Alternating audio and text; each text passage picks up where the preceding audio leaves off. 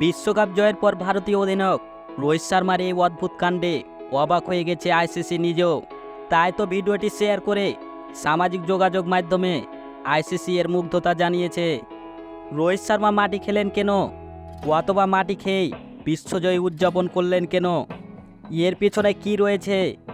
একটা বিশ্বকাপের জন্য 17 বছরের অপেক্ষা ভারতের। আইসিসি টুর্নামেন্টে গত 11 বছর ধরে কোনো অর্জন ছিল না ভারতের। তাই তো এবার রোহিত শর্মা ভারতকে নিয়ে গেছে এক অনন্য উচ্চতায়। সে আক্ষেপ মিটল অবশেষে। টি-20 বিশ্বকাপে 2024 সালের ফাইনালের দক্ষিণ আফ্রিকাকে 7 রানে উড়িয়ে দিয়ে চ্যাম্পিয়ন হয়ে গেছে ভারত। শুধু চ্যাম্পিয়ন নয়, হয়েছে বিশ্বকাপের অপরাজিত চ্যাম্পিয়ন। তার মানে একটা ম্যাচও হারেনি ভারত। মনে প্রাণে কিছু চাইলে সেটা যে পাওয়া সম্ভব, সেটা যে অসম্ভবের কিছু না।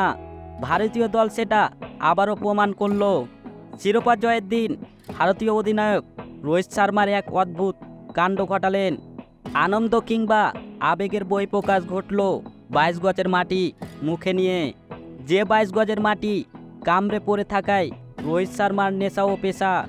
ভারতীয় বিশ্বকাপ জয়ের পর আইসিসির প্রকাশিত এক ভিডিওতে দেখা যায় ভেন্যুর মাটি মুখে নিচ্ছেন রোহিত শর্মা।